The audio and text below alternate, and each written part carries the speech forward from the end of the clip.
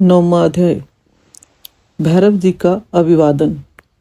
नंदीश्वर बोले, हे संत कुमार जी, भगवान शिव का आशीर्वाद पाकर भैरव जी कालों के भी काल हुए। उन्होंने अपने प्रभु भगवान शिव की आज्ञा से कपालिक व्रत को धारण किया।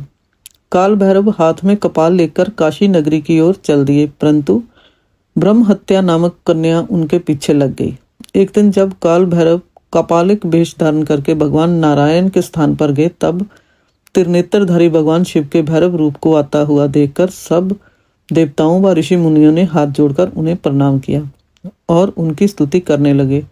भगवान विष्णु ने अपनी प्रिय देवी लक्ष्मी से कहा कि हे देवी, आज हम दोनों धन्य हो गए जो हमने भगवान शिव के काल भैरव रूप का दर्शन किया। इन्हीं ने इस पृथ्वी को धारण कर रखा है। जय भगवान शिव ही शरणागतों को शांति प्रदान करने वाले तथा सभी तत्वों से युक्त हैं। यही सब प्राणियों के अंतर्यामी और अपने भक्तों को सब कुछ प्रदान करने वाले और उनकी कामनाओं को पूरा करने वाले हैं। इनके दर्शनों से ही मनुष्य सब बंधनों से मुक्त हो जाता है।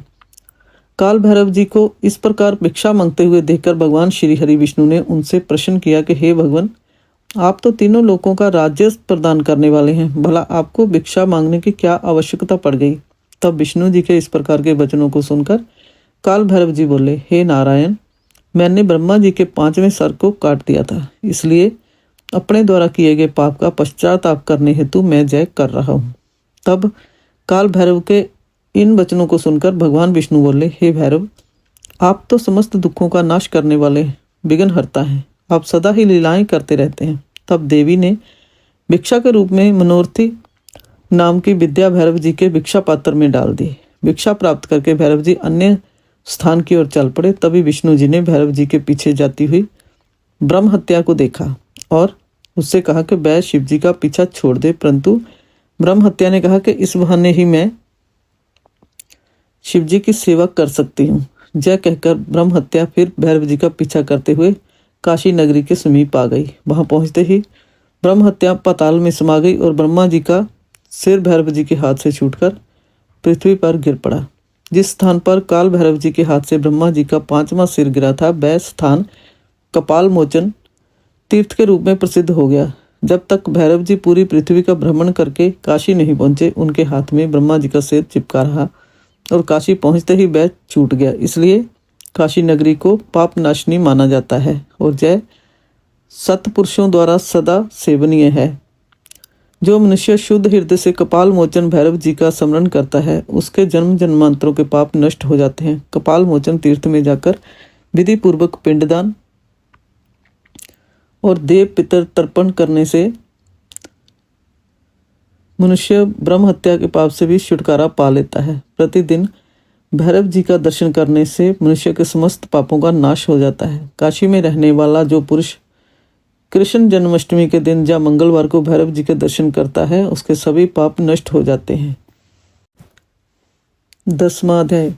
नरसिंह लीला वर्णन। नंदीश्वर बोले, हे प्रभु, शार्दूल नामक भगवान शिव के अवतार के बारे में मैं तुम्हें बताता हूँ।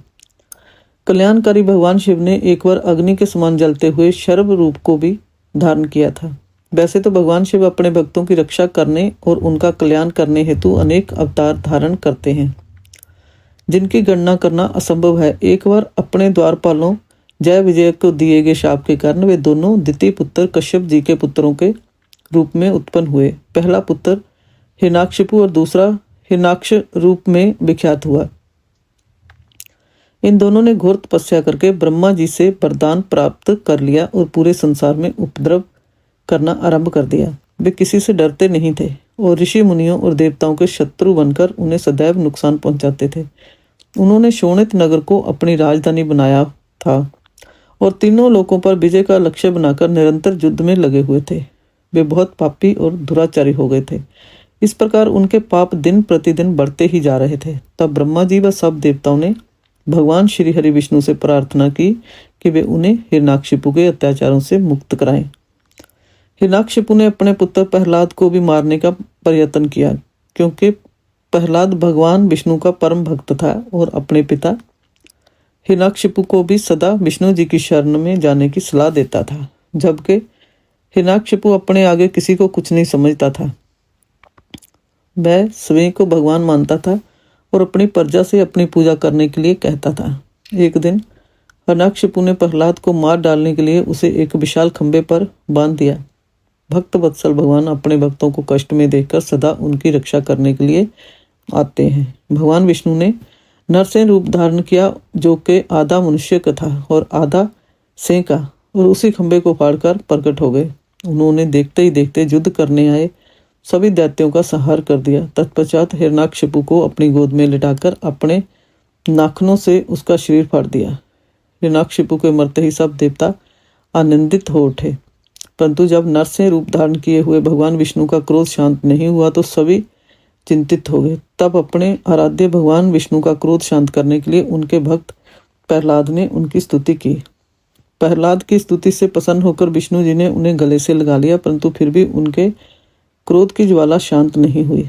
तब सब देवता भक्तवत्सल कल्याणकारी भगवान शिव की शरण में गए और उनसे विष्णु के क्रोध को शांत करने की प्रार्थना की। उनकी प्रार्थना सुनकर सर्वेश्वर शिव ने उन्हें कहा, हे देवताओं, आप लोग चिंता का त्याग करके अपने अपने धाम को जाइए। मैं भगवान श्री हरि विष्णु को अवश्य शांत करूंगा। तब देवता प्रसन्नता पूर्वक अपने धाम को चले गए। 11वां अध्याय शर्व अवतार। नंदीश्वर बोले, जब देवताओं की प्रार्थना सुनकर कल्याणकारी भगवान शिव ने उन्हें नरसिंह रूप का क्रोध शांत करने का आश्वासन देकर विदा कर दिया, तब उन्होंने प्रलयंकारी भैरव रूप महाबली वीरभद्र को बुलाया। वीरभद्र को आदेश देते हुए शिवजी बोले, हे भैरव, नरसिंह के क्रोध की अग्नि को शांत कर देवताओं के भय को दूर करो। यदि वे आपके समझाने से ना माने तो आप मेरे भाव भैरव का रूप दिखाकर उन्हें शांत करना।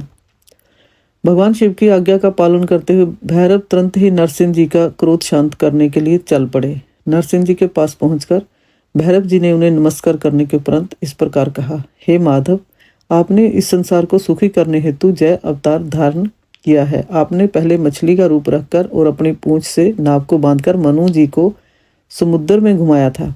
पृथ्वी का उद्धार करने के लिए ही आपने बड़ा रूप धरा था। तत्पश्चात आपने वामन अवतार ग्रहण करके बलि को बांधा था।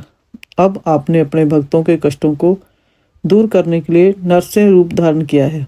प्रभु, आप ही सबके दुखों का नाश करने वाले हैं। आपने जिस कार्य की सिद्धि हेतु नरसिंह रूप धारण किया था वह कार्य पूर्ण हो चुका है, इसलिए अब आप इस भयंकर रूप को त्याग दीजिए और पुनः अपना मनोहारी रूप धारण कर लीजिए। वीरभद्र के इन वचनों को सुनकर नरसिंह के क्रोध की ज्वाला और भर उठी और वे बोले, तुम जहाँ से तुरंत चले जाओ, वरना मैं इस पूरे संसार का संहार कर दूंगा। मेरे अंश से ही ब्रह्मा और इंद्र प्रकट हुए हैं, मैं ही सबका स्वामी हूँ। इस प्रकार विष्णु जी के कहे वचनों को सुनकर वीरभद्र को बहुत क्रोध आया। तब वे बोले, क्या आप संसार के सहर्ता भगवान शिव को भी नहीं जानते हैं? मैं उन्हीं की प्रेरणा से यहाँ आया हूँ। आप अहंकार का त्याग कीजिए, क्योंकि ना तो आप इस सृष्टि के सर्जन करता है, ना पोषण करता और ना ही संहार करता। उन्हीं परमेश्वर शिव की कृपा से आप अनेक अवतार धारण करते हैं। आपके कर्म रूपधारी का सिर भगवान शिव की असित माला की शोभा बढ़ा रहा है। आपके पुत्र ब्रह्मा का 5वां सिर भी मैंने काट लिया है। इस संसार में हर तरफ भगवान शिव की ही शक्तियां फैली हुई हैं। उन भक्तवत्सल भगवान शिव की ही शक्ति से आप मोहित हो रहे हैं। हे नरसिंह, आप तत्काल ही अपने इस क्रोध और अहंकार को छोड़कर पुण्य अपने शांत रूप में आ जाएं, अन्यथा भगवान शिव की आज्ञा से जहाँ पधारे मुझ भैरव रूपी क्रोधी का ब्रज आप पर पड़ेगा, जिससे आप तत्काल मृत्यु को प्राप्त हो जाओगे। 12वां अध्याय शिव द्वारा नरसिंह के शरीर को कैलाश ले जाना। संत कुमार जी बोले, नंदीश्वर जी, भगवान शिव के अवतार काल भैरव ने जब क्रोधित होकर नरसिंह रूप धारण किए विष्णु जी को इस प्रकार क्रोध से फटकारा, तब आगे क्या हुआ? क्या उन्होंने भैरव जी की आज्ञा का पालन किया या फिर क्रोधित काल भैरव ने श्री विष्णु जी के नरसिंह रूप का संहार कर दिया?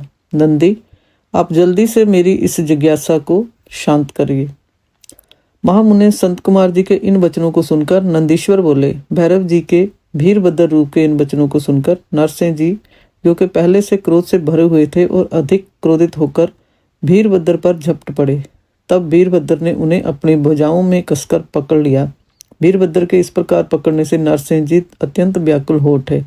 तत्पश्चात वीरभद्र ने उन्हें इस प्रकार कसकर पकड़े रखा और उन्हें लेकर उड़ गए। वे उन्हें उड़ाकर परम पावन शिवधाम ले गए और ले जाकर शिवजी के वाहन ऋषभ के नीचे पटक दिया। इस प्रकार जोर से नीचे फेंक दिए जाने पर नरसिंह रूपी भगवान श्री हरि विष्णु व्याकुल हो उठे। यह देखकर सभी देवता और ऋषि मुनि देवादिदेव भगवान शिव की स्तुति करने लगे। भगवान शिव की माया से ग्रस्त होकर भगवान श्री हरि विष्णु का शरीर भय से कांपने लगा। भयभीत होकर विष्णु जी नरसिंह अवतार में त्रिलोकीनाथ भगवान शिव की स्तुति करने लगे। वे प्रभु के सामने नतमस्तक होकर खड़े हो गए। नरसिंह भगवान परमेश्वर शिव से परास्त हो गए, उनकी शक्तियां क्षीण हो गईं। वीरभद्र भैरव ने नरसिंह की सभी शक्तियों पर अपना अधिकार स्थापित कर लिया। सभी देवता हाथ जोड़कर कल्याणकारी भगवान शिव के यश का गान करने लगे। तब देवताओं द्वारा की गई स्तुति से प्रसन्न होकर महेश्वर शिव बोले, हे देवताओं, अब आपको घबराने अथवा भयभीत होने की कोई आवश्यकता नहीं है। वीरभद्र भैरव द्वारा इस प्रकार विष्णु जी के नरसिंह रूप को पराजित करना एक लीला मात्र है। इससे भगवान श्री हरि विष्णु की महत्ता पर कोई प्रभाव नहीं पड़ेगा। मेरे सभी भक्त मेरे साथ साथ विष्णु जी की भी आराधना किया करेंगे। यह कहकर भगवान शिव नरसिंह जी के शरीर को अपने साथ लेकर कैलाश पर्वत पर चले गए। तब भगवान शिव ने अपनी मुंडमाला में नरसिंह का मुख भी शामिल कर लिया।